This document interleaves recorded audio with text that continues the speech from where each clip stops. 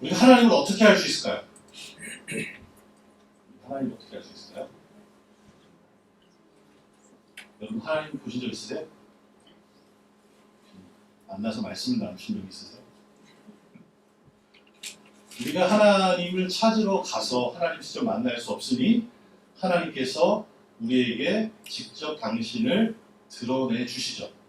그래서 성경에는 특별히 한국 성경에 계시라고 나온 말은 하나님께서 자신을 드러내신다라는 뜻이에요. 이 드러내시는데 일반적인 드러내심이 있어요. 그건 뭐냐면 사람이라면 누구나 다 볼 수 있는 것들을 통해서 보여주는 거예요. 제가 10년 전에 워싱턴 주까지 가족들과 함께 크로스컨트리 하면서 이렇게 보니까 너무너무 아름다운 곳이 많더라고요. 미국에는. 그런 거 보면 여러분들 찬양이 나오시죠? 절로 찬양이 나오고 하나님 정말 멋있고 아름다운 것들을 만드셨구나. 하나님의 손길을 직접 느낄 수 있는 것들이 있습니다.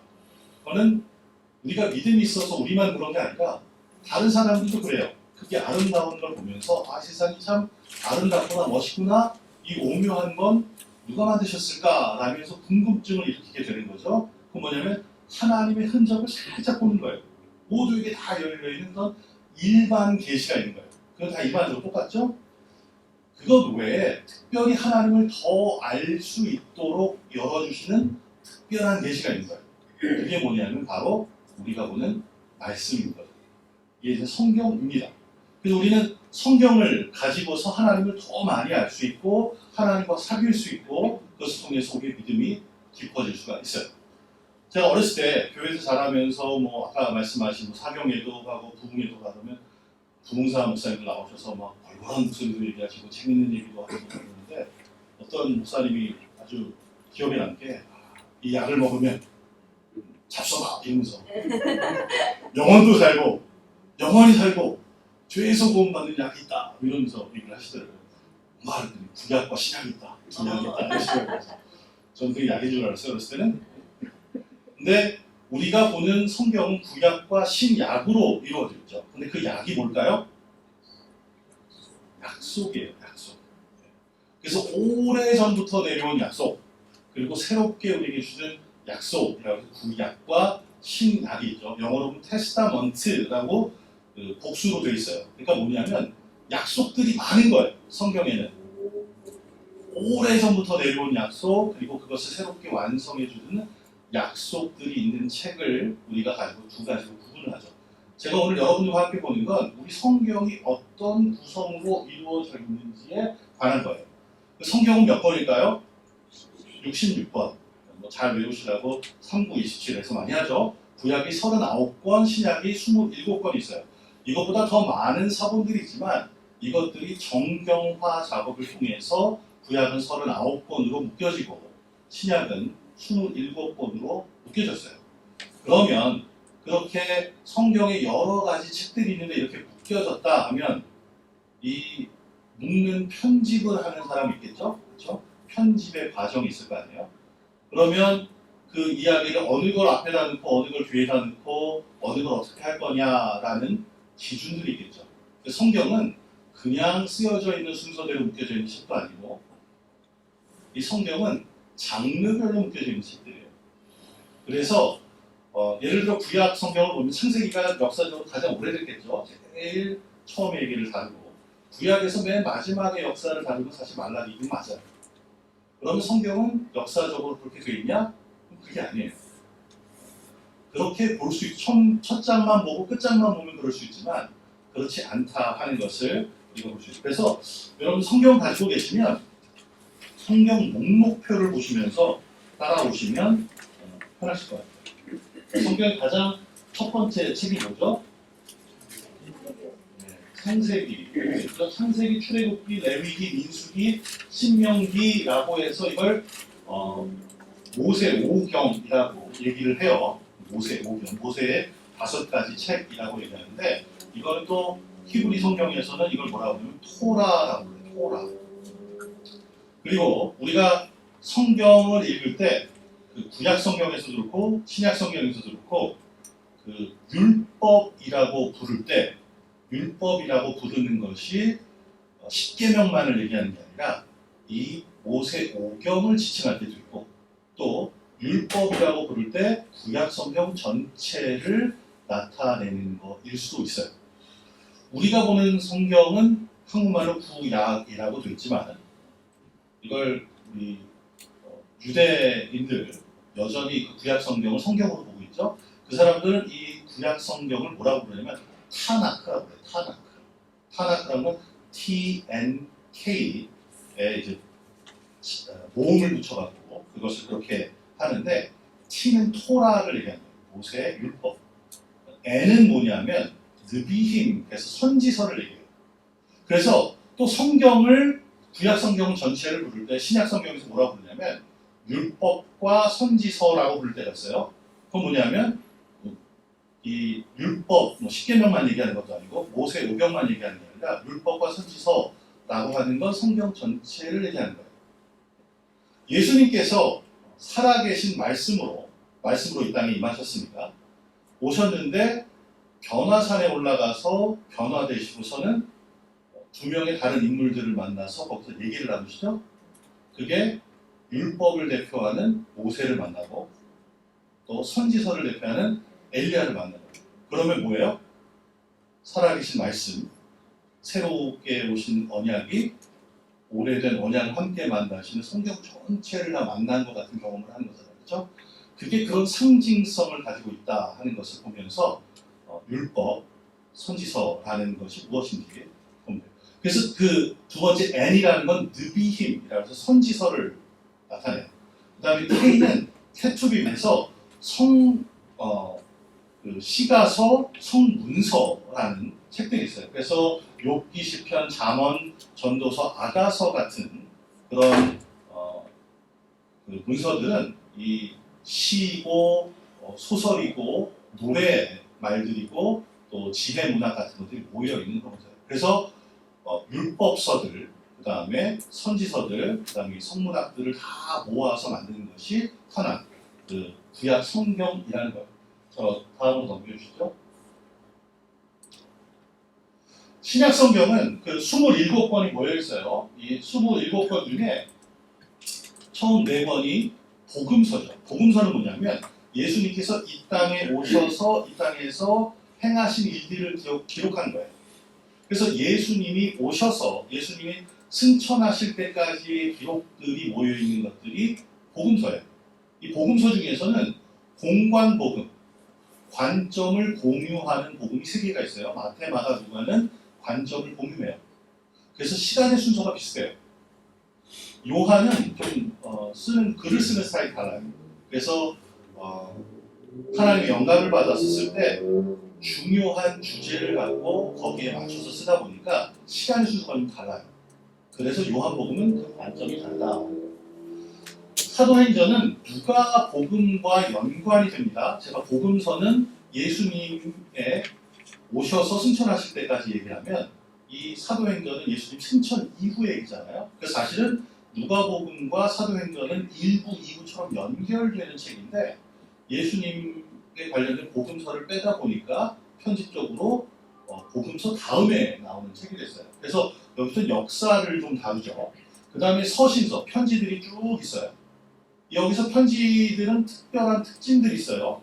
하나님께 감사하고 그 다음에 누구한테 보내는 건지 얘기하고 그리고 그 받는 공동체가 처한 여러 가지 신학적 문제에 관해서 다루고 그것들에 대한 답을 주고 그 다음에 신앙생활에 필요한 그런 조언들을 한 후에 축복해주는 그 형식을 가진 그 문학의 형태를 서신서라고 부르고 그 서신서들이 쭉 모여있어요. 근데 그 서신서도 바울이 쓴 편지 그리고 바울이 아닌 사람이 쓴 편지 이렇게 적혀져 있고 그 다음에 요한 계시록이 나와요.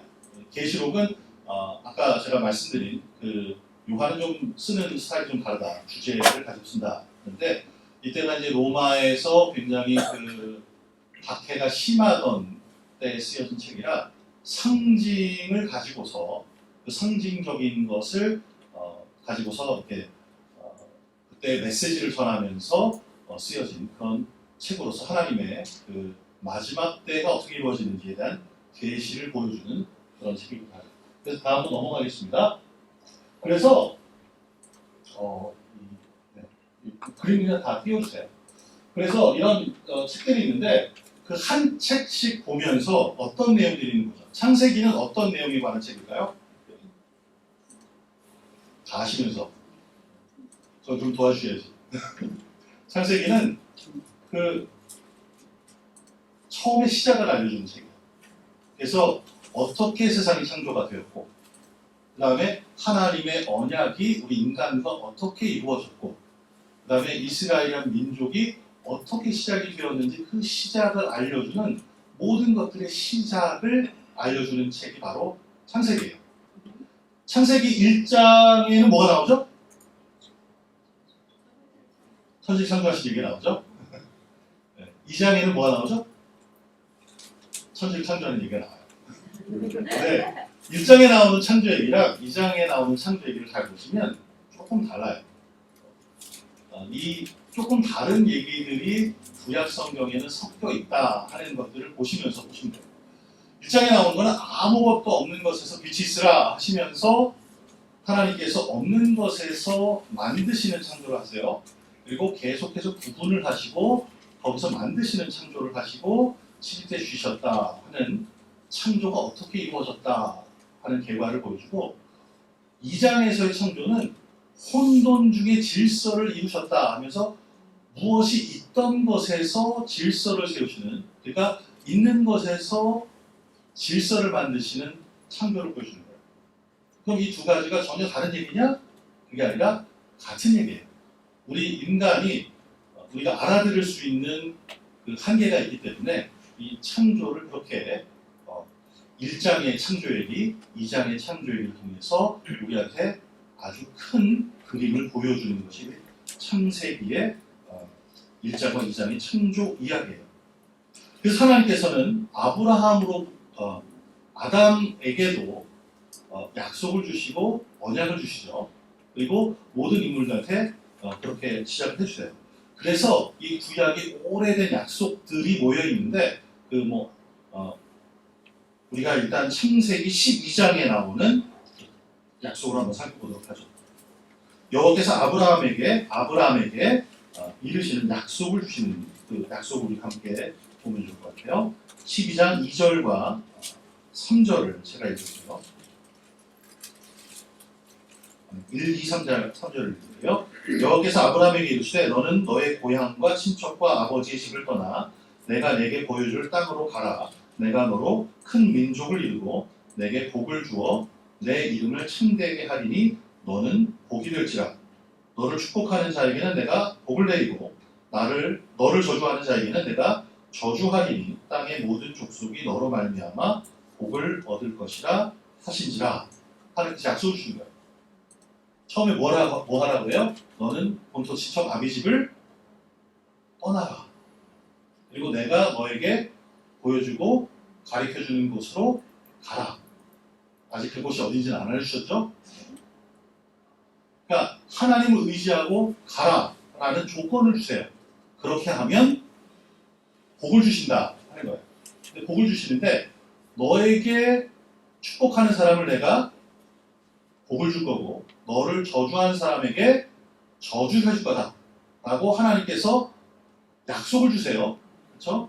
그 다음에 하나님께서 또 우리에게 그 아브라함에게 의무를 주세요.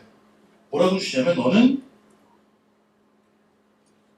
복의 근원이 될지라 이렇게 얘기하시죠. 너로 모든 족속이 너로 말미암아 복을 얻을 것이다 하는 거예요. 자, 하나님이 약속해 주신 건 뭐예요? 보호해 주시면서 약속해 주신 건 축복하는 사람한테 복을 주고 저주하는 사람한테 저주를 줄 건데, 아브라함을 통해서 모든 족속이 어떻게 된다고 그랬어요? 복을 받게 된다고 했죠. 그럼 아브라함은 다른 사람으로부터 저주를 받으면서 사는 돼요? 안 돼요. 하나님께서 약속을 주시는데 이런 조건을 주신 거예요. 모든 사람한테 축복을 받으면서 살 수 있을 만큼 잘 살아야 돼요. 저주를 받으면 저주를 해주신다는데 모든 민족이 너를 통해서 복을 받게 된다 하는 건 뭐예요? 아브라함이 축복을 받으면서 살게 그런 거룩한 부담감을 가지고 살라 하는 언약을 주신 거예요. 그래서 우리가 이런 여러 가지 약속들, 우리가 그 십계명의 대표적인 율법이라고 생각하면 그 율법 속에는 하나님께서 주시는 약속이 있는데 우리가 적극적으로 하지 말아야 되는 것도 있지만 적극적으로 행해야 되는 게 있어요. 그래서 안식일을 기억해 거룩하게 지키라. 아까 안식일을 주일을 열심히 지키겠습니다 약속하셨잖아요. 그런 것은 우리가 적극적으로 지켜야 되는 것도 있어요. 살인하지 말라. 그럼 나는 죽이지 않으면 되겠지. 이거는 문자적으로 지키는 거라면 나중에 예수님께서 완성해 주시는 새로운 약속에서 뭐예요? 내가 사람을 시기하면 안 돼요. 그 사람을 미워하면 살인하는 거니까 그걸 또 하면 안 되는 거예요. 그걸 적극적으로 나서서 그 사람과 화해해야 하고 예배드리기 전에 가서 해결해 봐야 될 걸 다 해결하고 와서 예배를 드려야 하나님 받으신다 하는 얘기가 있잖아요. 그러니까 이건 소극적으로 안 하는 것을 넘어서 해야 되는 정신까지 우리가 생각해 봐야 될 그런 문제죠. 창세는 그렇습니다. 출애굽기 무슨 내용일까요? 탈출하는 얘기예요. 출애굽기. 이집트에서 탈출하는 얘기예요. 자, 창세기의 마지막까지 가면 요셉을 통해서 그 이집트까지 하나님이 가서 정착하면서 그 흉년을 이겨나는 그런 복을 주시죠. 그래서 거기에서 그렇게 머물러요. 그런데 그들에게 원래 약속해 주신 땅은 어디예요? 아브라함한테 약속해 주신 땅은 가나안 지역. 그러니까 그걸로 다시 돌아가야 되는 거예요. 근데 여기 정착하는 동안 어떤 일이 일어났냐면 그 이집트는 파라오가 왕이잖아요, 그렇죠?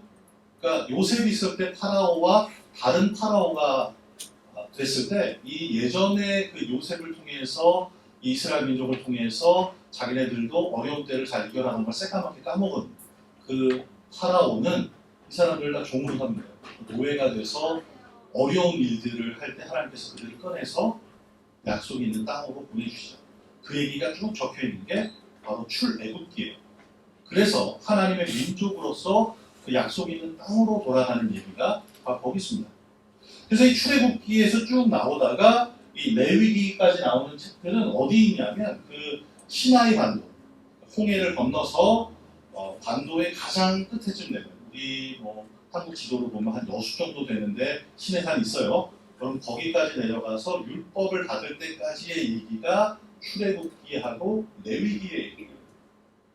그 다음에 거기서 가나안 땅까지 들어가는 얘기가 이제 민수기, 신명기가 바로 이제 가나안 땅 바로 들어가기 전 요단강 건너기 전 얘기죠. 우리가 성경 통독하면 어디가 제일 고빌까요? 창세기, 출애굽기를 재밌게 막 읽다가 레위기 가면 막 힘들죠. 근데 사실은 이 성경책의 이름이 우리는 지금 그 중심되는 주제가 무엇이다 해서 그 이름으로 적혀져서 그것이 그것의 주제인가 보다 이렇게 보지만 사실 성경은 원래 가장 첫 그 단어가 그 원래 이름을 가지고 있었어요. 원문에서. 그래서 이 레위기도 사실 레위기가 아니고 민수기도 숫자에 관련된 게 아니라 민수기는 사실은 광야에서라고 말이 시작이 되는 거예요. 그러니까 율법을 받은 시내산에서 이제 다시 광야로 들어가면서 광야에서 어떤 일이 벌어지는가를 보여주는 게 민수기 얘기예요. 레위기, 민수기 참 어렵죠? 우리 레위기 있는 말씀 하나 찾아볼게요. 레위기 24장 2절 말씀. 이스라엘 자손에게 명령하여 불을 켜기 위하여 감람을 찌어낸 순결한 기름을 내게로 가져오게 하여 계속해서 등잔불을 켜둘지며 라고 말씀합니다. 이 레위 족속들은 성막을 지어서 관리하고 그것에서 하나님의 백성들이 예배를 잘 드릴 수 있도록 돕는 사람들이죠. 근데 이제는 우리는 그 성막 휘장이 다 찢어진 이후에 사람들이 하나님께 우리가 담대히 예수 그리스도의 이름을 갖고 나가서 예배를 드리는 사람들이 있어요. 그러니까 이 당시 예배를 돕는 사람의 레위의 일들은 우리가 해야 되는 일들이에요. 여기 뭐라고 나와 있냐면 감람을 찌어낸 순결한 기름을 내게로 가져오게 해서 등잔불을 켜둘지며 라고 나와요. 감람이 뭐냐면 올리브예요. 그러면 감람을 찌어서 처음 나오는 순결한 기름은 뭘까요? 엑스트라 버진 올리브오일. 엑스트라 버진 올리브오일. 그럼 왜 그냥 올리브오일 말고 엑스트라 버진 올리브오일을 쓸까요? 그게 더 좋으니까. 네. 보면 이 올리브를 끝까지 짜갖고 마지막 한 방울까지 남은 그 기름으로 써라 이런 게 아니라 처음 찌어낸 순결한이라고 그랬어요. 그건 뭐냐면 처음 튀어서 다른 불순물이 섞이지 않은 그 올리브 오일을 받아다가 기름을 거기 불을 켜면 어떤 일이 생기냐면 불순물이 없기 때문에 끓음이 안 나요. 그럼 성막 안에 그런 불을 켜두면 어때요? 순전한 기름으로 하나님께 순전하게 올리니 그 성막이 끓음이 탈 일이 없겠죠. 근데 우리가 올리브를 막 끝까지 짜내면 어떻게 돼요? 안에 과육도 들어가고 모도 들어가고 하다 보면 그 기름이 깨끗하지 않으니까 그걸 태우면 어떻게 돼요? 끓음이 생겨요. 순전한 올리브유를 드리기 위해선 처음 찢어지는 마음을 드리는 것이 우리 믿음의 사람들이 하는 일이에요. 그러니까 이제 직분자가 되셔서 권사님 되시고 장로님 되시면 책임감 맡아서 내가 책임감으로 내가 뼈가 바스러질 때까지 아까 뭐라 그랬죠? 일하고 욕먹고 돈 내고 이런 얘기했는데 그러다 보면 어떻게 되면 끄름이 생겨요. 내가 진짜 죽기 살기 했는데 사람들이 별로 칭찬도 안 해주고 옆에서 호응도 안 해주고 같이 일해주는 사람도 없고 그러면 어떻게 돼요? 끄름이 생기는 거예요. 근데 우리가 집중해야 될 건 뭐냐면 성령께서 우리를 찔러 쪼개시는 성령의 어루만지심을 말씀을 통해서 기도를 통해서 예배를 통해서 우리가 계속 해나가면 계속 불을 밝힐 수 있는 거예요. 레위기는 이렇게 우리에게 알려주는 거예요. 자, 민수기는 그래서 광야에서부터 이 약속의 땅으로 들어가기 전의 이야기들을 알려주는 거예요. 근데 여기 보면 죄다 숫자가 나오죠. 이 이스라엘 백성들에게 참 어려운 일들이에요. 이 약속의 땅으로 들어가는 게. 여태까지 이 사람들은 애국의 노예였죠. 그러니까 이집트는 문명이 발달돼서 모든 것들이 다 발달돼서 첨단 기술을 가지고 있는데 약속의 땅으로 들어가기에는 이 사람들이 가지고 있는 것들이 부족한 거예요. 역사적으로 문화인류학적으로 보면 어떠냐면 이 광야를 거쳐가고 있는 이스라엘 백성들은 아직도 청동기 시대를 살아가고 있는 거예요. 그 사람들이 가지고 있는 기술력으로는 뭔가를 만들어낼 수 있는 건 청동기밖에 없어요. 그런데 블레셋이라는 그 민족들 그리고 이 가나안 땅에 있는 모압, 미디안 이런 족속들은 이집트와 마찬가지로 철기 시대의 이 기술력을 갖고 있어요. 그럼 청동기 칼과 철기 칼이 부딪히면 누가 이길까요? 네. 빨리 칠 수밖에 없어요, 이스라엘이. 그러니 이 숫자를 보고 우리가 얼마나 돼 있고 이 땅에 들어가서 어떻게 정착을 할 것인가, 어느 지파가 가장 크니 어느 땅을 갖게 될 것인가 라는 것들을 조사하면서 준비를 하면서 가는 단계인 거예요, 광야에서. 그런데 신명기에 가서 하나님께서 이들을 통해서 말씀을 주시는 건 뭐냐면 이 제목이 중요한 거예요. 우리가 신자 그러면 요즘에 제일 유명한 신자 무슨 신자예요? 매우 신자, 그렇죠? 혹은 새로운 신자, 믿을 신자 있죠? 이 여기서 쓰는 신자는 우리가 한문을 요즘에 뭐 쓰는 사람도 별로 없지만 우리 이민사회는 잘 모르죠. 이거는 다시 하다는 신자예요. 재신자를 써요. 우리 한국말 중에 우리가 쓰는 말 중에 있는 신자는 신신당부하다 할 때 신자예요. 거듭해서 당부한다 하는 말이 신신당부잖아요. 이 신명기는 뭐냐면 하나님께서 다시 명하시는 걸 기록한 거예요. 이제 요단강 동편에서 건너서 서편으로 가면 약속의 땅에 들어가게 되는 거예요. 근데 그 요단강을 건너기 전에 하나님께서 다시 율법을 처음부터 끝까지 다시 확인시켜 주시는 거예요. 그래서 그것을 다시 말씀해 주시는 것이 신명기예요. 그래서 이 모든 것의 시작, 온 세상의 시작, 그리고 또 하나님의 약속이 있는 그 언약을 가지고 있는 백성의 시작을 나타내는 창세기부터 그 약속의 땅에 들어가기 전에 그 율법을 다시 한번 정리해 주시는 것이 신명기로서 이 5책을 율법이라고 묶어서 토라라고 부르는 거예요. 그래서 이 약속의 땅에 들어가면 가서 벌어진 일들이 뭐냐면 일단 요단강을 건너죠. 요단강을 건널 때 어떻게 건너요? 걸어서 건너는데 제사장들이 거기다 발을 대니까 그때 강물이 멈추죠. 그때가 이제 초봄이었고 그러니까 보리를 수확할 시기인데 물이 많을 때예요. 근데 강을 건너려면 그때가 제일 안 좋은 시기죠. 물이 많을 때. 그런데 제사장들이 먼저 발을 대니 물이 그치고 마른 땅을 걷게 돼요.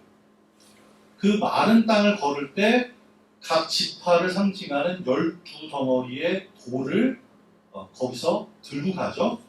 그리고 길갈이라는 곳에 가서 그 가지고 간 돌들을 거기다 쌓아요. 그래서 하나님께서 우리로 이 어려운 광야 생활을 다 거쳐서 요단강을 건너게 하셨다 하는 것을 돌을 세워놓고 기념을 하게 해요. 그래서 거기서 예배를 드리죠. 그리고서 일어난 일이 뭐냐면 여태까지 광야에서 먹을 것 없으니까 계속 내려주시던 만나가 거기서 돌을 세우고 나니까 어떻게 돼요? 그쵸. 이제 광야 생활이 끝난 거예요. 그때부터의 일들이 뭐냐면 이제 여호수아, 사사기, 사무엘상하 넘어가는 책들의 이야기죠. 그래서 여기서부터는 이 이스라엘들이 어떻게 역사적으로 일어나는지를 보여주는 책들이 있어요. 근데 좀 보면 화살표가 쫙 그려져 있고 위쪽에 있는 책들이 있고 아래쪽에 있는 책들이 있어요. 그렇죠? 근데 이 역사서들을 쭉 보면 희한하게 이스라엘은 한 민족인데 부를 때마다 이스라엘과 유다라고 불러요. 왜 그럴까요?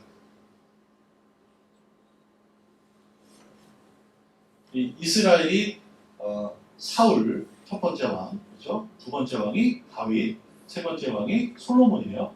그 다음에 왕국이 어떻게 돼요? 둘로 나눠져요. 남북이 분열이 돼요. 근데 분열이 되는데 북왕국은 이스라엘이고 남왕국은 유다예요. 그래서 그 이후에는 항상 그렇게 불렀기 때문에 기록을 할 때도 이스라엘과 유다라고 기록을 해요. 여태까지 여기까지의 기록은 이 역사에 대해서 계속 반복되는 건 뭐냐면 하나님을 잘 따르는 민족에게 하나님 복을 주세요. 하나님 안에서 하나님과 사귐을 잘하고 살면 하나님 복을 누리며 살아요. 그러다가 하나님의 복을 까먹기 시작하면 어떤 일들이 생겨요? 이스라엘에게 어려운 일들이 생겨요.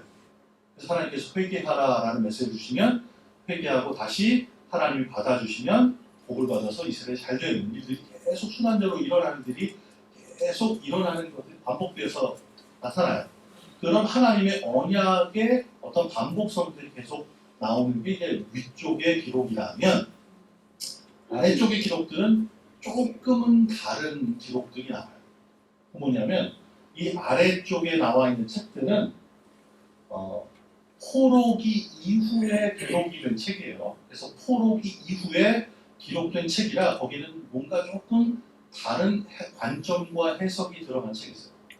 이스라엘 역사를 잘 보면 열왕기상하, 역대상하 이걸 보면은 두 책은 어때요?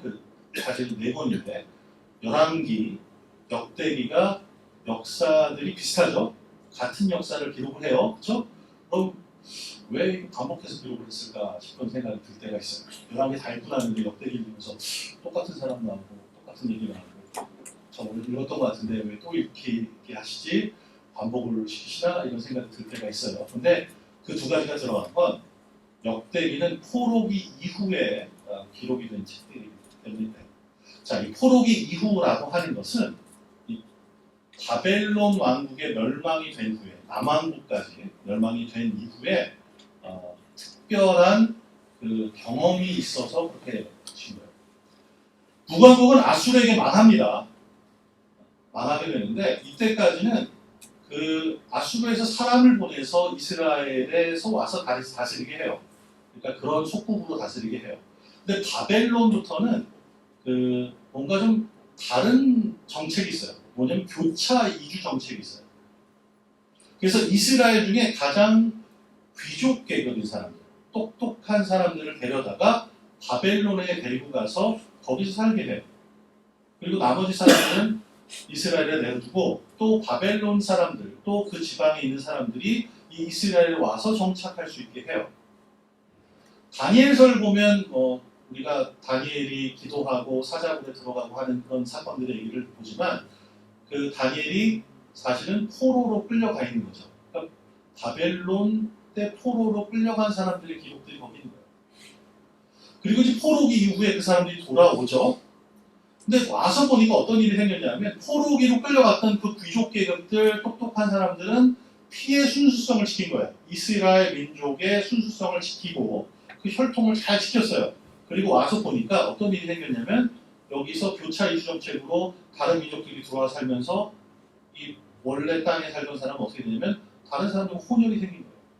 그래서 포로기 이후의 기록들은 이 피의 순수성, 하나님 안에서 거룩함을 유지하는 것에 대한 관점이 하나 더 들어간 그런 내용들이 들어간 것이 역사적으로 기록이 되어 있는 거예요. 그래서 같은 역사책을 다루지만 관점이 좀 다른 책들을 여기에 성경이 기록이 되어 있다 하는 것을 우리가 볼 수 있어요.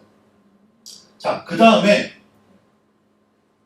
이 다니엘부터 해서 쭉 에스겔, 에스더, 에스라, 느헤미야 여기까지는 이제 우리가 역사들이 기록이 되어 있는 책들이죠. 그 다음에 느비힘, 이사야, 예레미야 이런 책들을 통해서 우리가 선지서들로 들어가서 볼 수 있어요. 그 중간에 시가서 같은 건 뭐 여러분들 다 아시죠? 욥기나 잠언, 시편 같은 그 책들이 있는 건 우리가 잘 알고 있습니다. 다시 그 우리 책 리스트가 쭉 나와 있는 거 보여주세요. 위에 하나 더 위에 여기서 멈춰주세요. 그래서 여기 예언서라고 있는 책들이 있죠. 그래서 이사야서부터 말라기까지 책들이 쭉 있어요. 근데 이 이사야, 예레미야 이 책들은 책의 장절이 많죠. 이걸 대예언서라고 불러요. 이 사람들이 대예언자들이 아니라 책의 장들이 많아서 대예언자예요. 그 다음에 대선지서라고 부르고 나머지 이제 소선지서라고 부르는 책들이 있어요. 그건 장들이 작아서 그런 책들이. 그래서 성경은 어떻게 되어 있냐? 토라, 모세 오경으로 구성이 되어 있고 역사서, 시가서 그런 책들이 모여있는 성문서가 중간에 있고 맨 마지막에 선지서가 쭉 모여있는 그런 책으로 구성이 되어 있다. 바로 이게 구약 성경의 얘기들이에요. 그래서 이 예언서들은 다 이 예언자들의 이름이 적혀 있어요. 이름도 좀 말하기 좀 어렵고 그런 사람들의 이름이 쭉 적혀 있는데 그 이야기를 쭉 보면서 그 안에 주제 하나하나 다 있지만 장절이 더 많다고 더 중요한 책이고 장절이 적다고 덜 중요한 책이 아니라 다 보시면 그 안에 살아있는 약속의 말씀들이 다 있습니다. 그것들을 보시면 되겠습니다. 이제 신약 성경으로 넘어가서 보죠. 신약 성경에는 이제 아까 말씀드린 것처럼 복음서가 처음에 기록이 돼 있어요. 마태, 마가, 누가가 공관 복음이라고 나와요. 시간의 순서가 비슷하다고 했죠. 시간의 순서가 비슷하지만 사실 다루고 있는 주제는 조금씩 달라요. 다 하나님의 아들에 관한 얘기를 다루지만 그 하나님을 누구로 볼 것인가, 어떤 것을 강조할 것인가의 내용이 살짝 다르죠.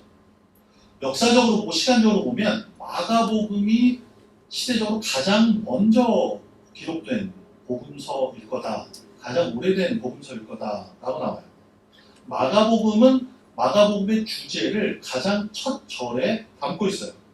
마가복음 1장 1절 보면 하나님의 아들 예수 그리스도의 복음의 시작이라 이렇게 나와요. 마가복음의 맨 끝장 마가복음의 16장을 보면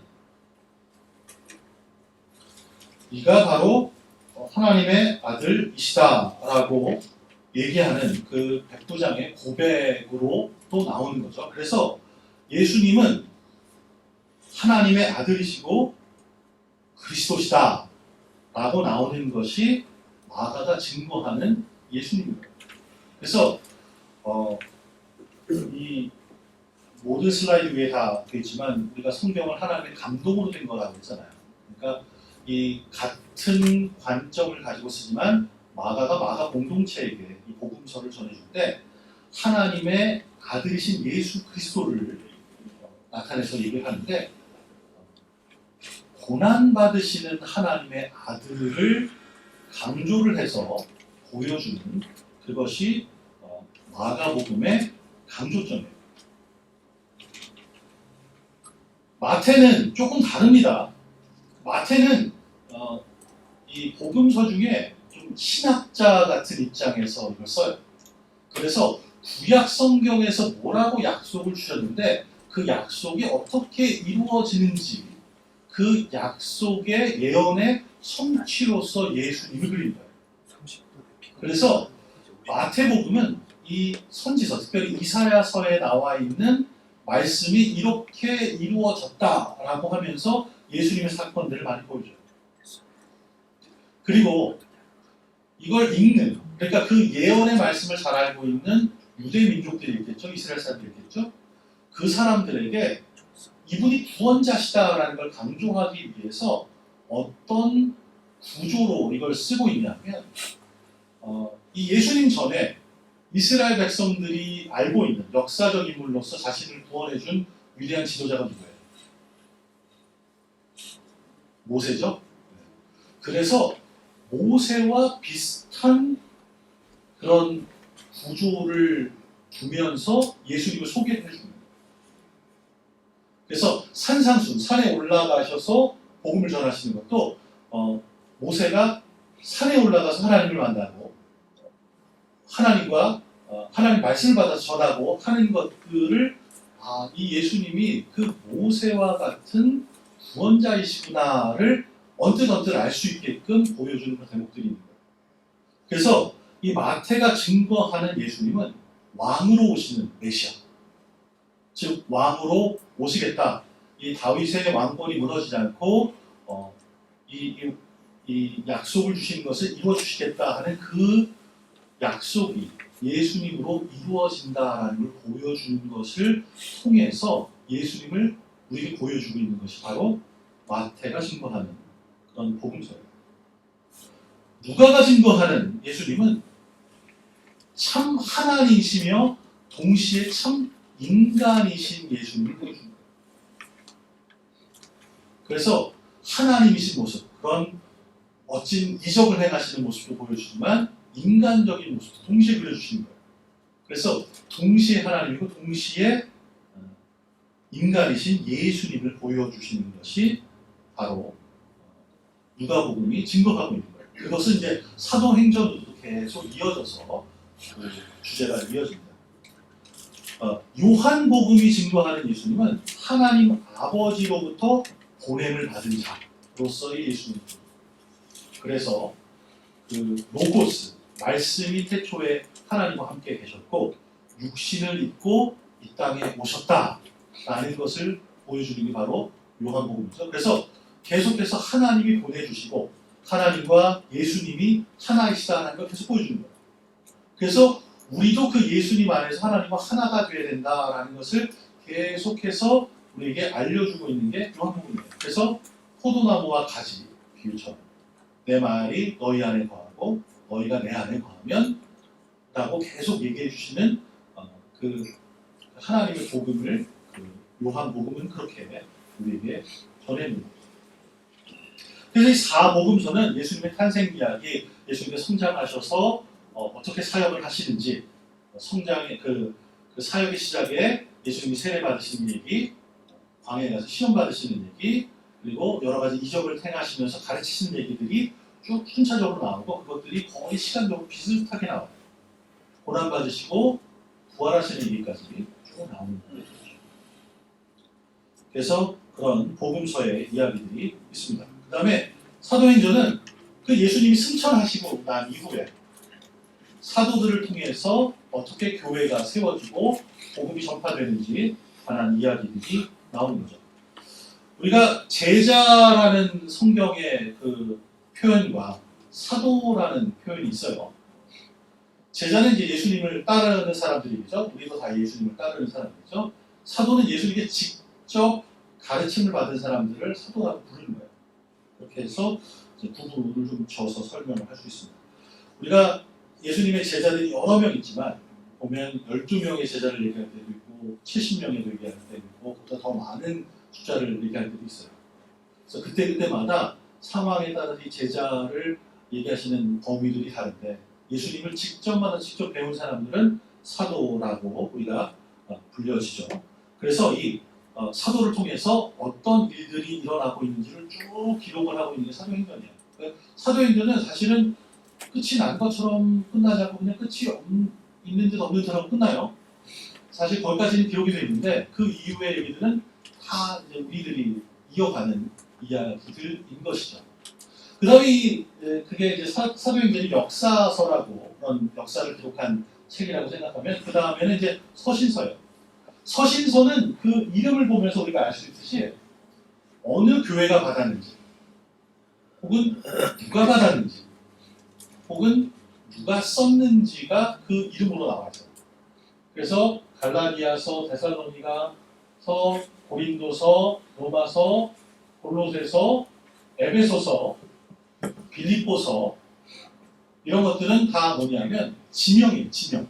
받는 교회들의 이름들이에요. 그래서 그 교회가 그 교회를 중심으로 이 편지를 받는 거예요.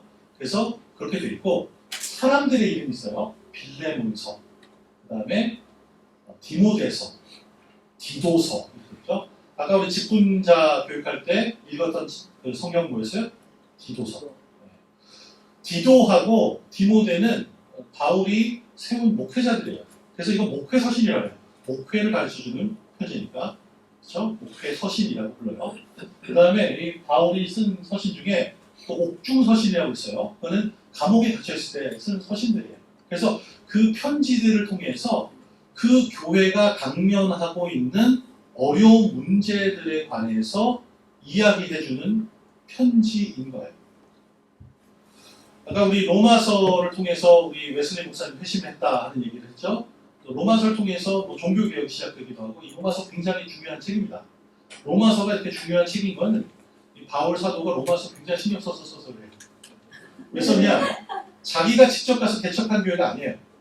자기가 직접 교육한 교회가 아니기 때문에 체계를 갖추고 믿음을 갖기를 원하는 바울의 바람이 담겨 있어서 로마서는 이 우리가 기독교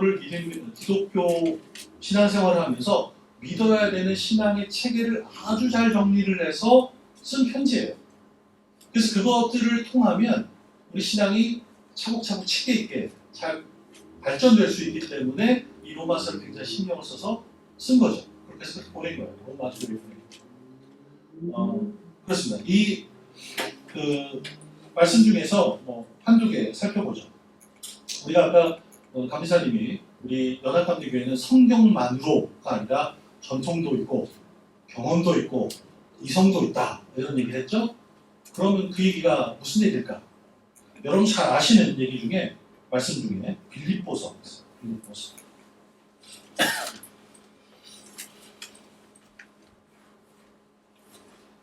말씀 중에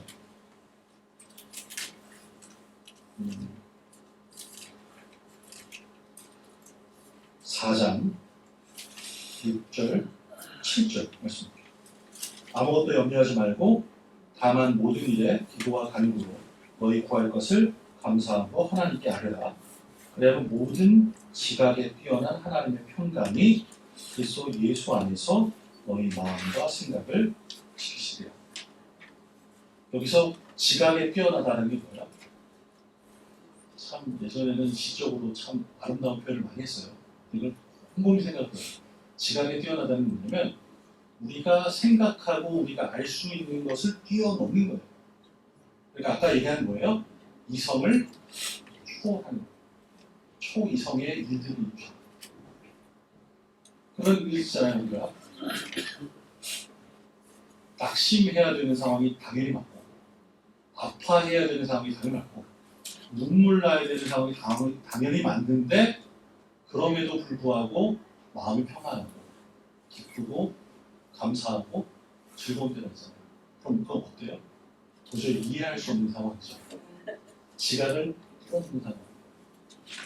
이런 성경의 표현들이 신학적인 표현인데 사실은 그걸 우리에게 잘 알려주는 표현들이 많아요. 제가 참 좋아하는 말씀 중에 에베소서 2장 8, 9절 말씀이에요. 2장 8, 9절 말씀 잘 읽어드릴게요. 너희는 그 은혜에 의하여 믿음으로 말미암아 구원을 받았으니 이것이 너희에게서 나는 것이 아니요 하나님의 선물이다. 행위에서 나는 것이 아니니 이는 누구든지 자랑하지 못하게 합니다. 이런 말씀 외우면 참 좋죠? 근데 이 말씀 잘 읽으면 아까 우리가 얘기한 선행적 은혜에 대해서 배우는 거예요. 뭐냐면 그 은혜에 의하여 믿음으로 말미암아 구원을 받았습니다. 우리 믿어서 구원을 받는데 그 믿음은 어디서 오냐면 하나님의 은혜에서 오는 거예요. 감리교를 잘 설명해 주는 그런 말씀입니다. 이렇게 신학적으로 잘 정리되어 있는 게 바로 서신서예요. 이게 신학적으로 왜 잘 정리가 되어 있나? 이 교회들이 겪고 있는 문제들 때문에 교회들이 믿음 생활하면서 교회에 어떤 일들이 생기냐면 이단들이 죽어요. 그리고 하나님 말씀에 근거하지 않은 인간들의 생각에 왜곡되어 있는 뭔가 그럴싸한 신앙 비스무리한 게 들어오는 거예요. 이단인 거죠. 영지주의 같은 게 그런 거예요. 영은 고귀하고 순결하고 육은 나쁜 거다. 이런 것에 두 가지 나쁜 점이 생길 수 있어요. 영만 중요하다. 그러니 영혼에 관련된 일만 하자. 세상의 육적인 일을 다 그만두자. 그래서 가정생활하는 것도 팽개치고 나 하나만 잘 믿으면 되고 내 영혼이 잘 되는 게 중요하지. 이렇게 잘못되는 신앙을 하는 건 시천치 같은 그런 게 되는 거죠. 혹은 육은 그렇게 중요한 게 아니니까 육적으로 마음대로 살아도 돼. 술도 마셔도 되고 담배를 펴도 되고 육적으로 방탕해도 돼. 어차피 육은 이 땅에 있다 썩어지는 거니까 영혼만 잘 되면 돼. 그건 뭐예요? 금욕주의에 반대에 완전 방탕하는 걸로 나가는 거예요. 그런 식으로 잘못된 믿음이 교회 안에 자리를 잡으면 그걸 잡아줘야겠죠? 그래서 편지를 보내는 거예요. 그러니까 신앙적으로 내가 어떤 문제를 잘 이겨나가고 든든히 서봐야겠다 하면 서신서가 필요합니다. 그래서 바울 서신 추측이 있어요. 그 다음에 바울 서신에 끝나고 디도서까지 이제 목표의 서신 끝나고 그다음에 히브리서가 있어요. 히브리서는 누가 썼는지 누가 받는지를 잘 몰라요. 그래서 제가 아까 편지는 어떤 구조가 되어 있다고 했죠? 받는 사람이 대충 나오고 그다음에 그 사람들이 겪고 있는 신학적인 문제에 관한 얘기가 나오고 그다음에 실질적으로 신앙에 도움되는 조언들이 나오고 축복해주는 얘기가 나오죠. 그러니까 편지의 형식으로는 맞는데 누가 썼는지도 모르고 누가 받는지도 모르는 거예요. 그래서 히브리 사람이 다 받는 거다 이렇게 써놓은 거예요. 자, 그 다음에는 야고보서, 유다서, 베드로, 전서, 요한일서, 유다서 이 책들은 뭐예요? 누가 썼는지가 나오는 거예요. 그러니까 바울사도가 아닌 다른 사람들이 쓴 책들이죠. 그래서 그런 서신들이 좀 나와요. 그 다음에 이제 요한계시록이죠. 요한계시록은 참 어렵고도 복잡하고 잘못 다루면 되게 위험한 책이에요. 왜냐하면 상징이 많아요. 그리고 그 상징들이 의미하는 것들을 의도를 갖고 해석하기 시작하면 어렵죠. 자, 거기에 나오는 숫자 중에 14만 4천이라는 숫자가 제일 많이 나왔죠? 14만 4천? 네. 12 곱하기 12는 몇일까요? 144. 10 곱하기 10 곱하기 10은 뭘까요? 1000. 네. 두 개를 이렇게 섞으면 어떻게 돼요? 14만 4천이에요. 그러니까 이스라엘 민족은 10이라는 숫자, 12진수를 쓰는 민족이에요. 그래서 12제자, 12지파, 웬만하면 다 12개예요. 우리는 10진수를 쓰는 세대잖아요. 그렇죠? 우리는 10진수를 쓰는 그런 문화권에 살았고 우리는 한국에서 매트릭 시스템을 쓰죠. 미터를 쓰고 킬로그램을 쓰죠. 미국에서는 그렇지 않잖아요. 그러니까 이 어느 걸 기준으로 쓰는지가 다른 거예요. 그러면 12 곱하기 12라는 의미는 뭐냐면 이스라엘 민족 전부를 얘기하는 거예요. 그렇죠? 10은 이 이스라엘 외에 다른 지역들, 다른 그 민족들은 다른 십진수를 쓰겠죠? 그럼 그 민족들을 곱하고만 뭐예요? 다른 민족들을 얘기하는 거예요. 그러면 14만 4천이라는 숫자는 뭐냐면 문자적으로 14만 4천을 얘기하는 게 아니라 이스라엘 백성들 다 이방 민족들도 다라는 뜻이에요. 그 마태복음 28장에 나온 것 온 세상에 가서 복음을 다 전해야 되잖아요. 온 유대와 사마리아와 땅 끝까지 가는 거잖아요. 그렇죠? 그럼 뭐예요? 그거는 이스라엘 민족들만 아니라 이방인들, 세상 모두가 다 구원을 받는다라는 걸 수치적으로 표현한 거예요. 그렇죠? 근데 이걸 의도를 가지고 요 사람들만 특별하게 구원을 받는다. 그러면 그 안에 들기 위해선 내가 제시하는 요 잣대에 맞춰서 요것만 따르라. 이래서 이단들이 나온 거예요. 한국에는 2016년 그 통계로 한국에 내가 하나님이다, 내가 예수다라고 얘기하는 사람이 300명이 넘어요. 한국에만. 참 감사해야 될까요? 종교심 많죠? 누군가 잘못 의도를 가지고 성경에 이 배경 지식과 그 정황과 이런 거 상관없이 그것만 딱 떼서 이렇게 조합을 하면 자기가 얘기하고자 하는 것들을 남한테 강요할 수 있는 것들을 만들어낼 수 있는 게 너무나도 많습니다. 성경은 우리가 잘 보고서 그 말씀을 읽고 묵상하고 해석해야 돼요. 그냥 내가 좋아하는 말씀이다 해서 어느 한 구절만 딱 떼서 그 말씀만 보지 마시고 앞뒤에 있는 말씀들을 다 봐야 돼요. 그리고 그 말씀이 어떤 상황에서 어떤 정황으로 말씀하셨는지도 알아야 되고, 내가 구약을 읽지만 이 새롭게 하나님께서 더 완성시켜주는 새롭게 주신 약속을 잊어버린 채 거기만 읽으면 이거는 반쪽짜리입니다. 또 반대로 새롭게 주시는 게 더 완성된 거니까 이게 더 좋은 거지, 이것만 있으면 돼 라고 신약만 보셔도 반쪽짜리예요. 다 같이 가요. 저희 아들이 이제 많이 커서 한 번 대학교 다니고 한 번 고등학교 다니지만 어렸을 때 함부로 약속하면 안 되잖아요. 생일에 뭐 해줄게, 성탄절 뭐 사줄게 이런 약속하면 안 되잖아요. 약속하면 어떻게 돼요? 지켜야 되죠. 여러분들이 하나님께 기도해서 꼭 응답받는 비결은 뭐냐면 이 성경에서 하나님의 약속들을 찾는 거예요. 한때 야베스의 기도가 막 유행했잖아요. 그렇죠?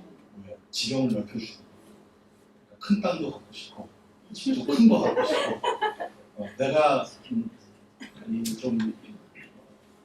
하는 사업체도 좀 넓어지고 싶고 하면 막 그걸 열심히 기도하시잖아요. 그렇죠? 그게 약속이니까. 그런 약속을 붙드는 거예요. 그 야베스의 기도가 나오기 전까지 그게 성경 거기에 어디 있었는지 그런 게 있었는지 잘 모르잖아요. 그렇죠? 누군가 찾아서 알려주니까 너무 감사하죠. 여러분들이 찾으셔야 돼요. 구약 처음부터 신약 끝까지 통독하시면서 읽으시고 그 안에서 숨겨져 있는 보석과 같은 살아있는 하나님의 약속을 찾으세요. 그리고 그 약속을 붙들고 기도하시면 하나님 들으세요. 생일에 뭐 해줄게, 크리스마스에 뭐 해줄게 한 약속처럼 그 사람한테 해주신 약속은 지금도 살아서 나한테 해주신 약속이에요. 그러니까 이 구약과 신약 속에서 보석과 같은 말씀을 열심히 찾으시고 묵상하시고 그걸 붙드시고 기도하시고 이렇게 신앙생활하시면 하나님께서 형통한 그런 삶을 살 수 있습니다. 그래서 성경 뭐 1시간 안에 뭐 얼마나 많이 배우겠어요. 근데 여러분을 움직이는 말씀, 그게 뭔지를 소개해주면서 얘기하실 수 있는 그런 직분자가 되셔야 되고, 그 다음에 이렇게 말씀 나눈 것처럼 구약과 신약 것들을 다 통으로 보면서 묵상도 하고 공부도 하고 말씀도 들을 수 있는 사람이 되어야 되고, 여러분 기도하실 때 그냥 무작정 기도하지 마시고 하나님 주신 약속 붙들고 기도하면서 말씀이 있는 삶, 약속을 품고 사는 믿음의 사람으로 살아가시를 주님의 이름으로 부탁드립니다. 네. 기도하시겠습니다. 사랑의 하나님 참 감사합니다. 우리를 살리시고 우리를 붙드시고 우리에게 귀한 약속으로 붙들어 주셔서 날마다 주님 안에 거하게 하시니 감사합니다. 구약과 신약에 있는 그 말씀들을 통하여 주님의 약속들을 붙드는 우리 모두가 되게 하여 주시고, 그 약속이 있는 말씀을 가지고 매일 승리하며 권면하며 교회를 든든하게 세우는 직분자들이 다 되게 하여 주시옵소서. 예수 그리스도의 이름으로 기도합니다.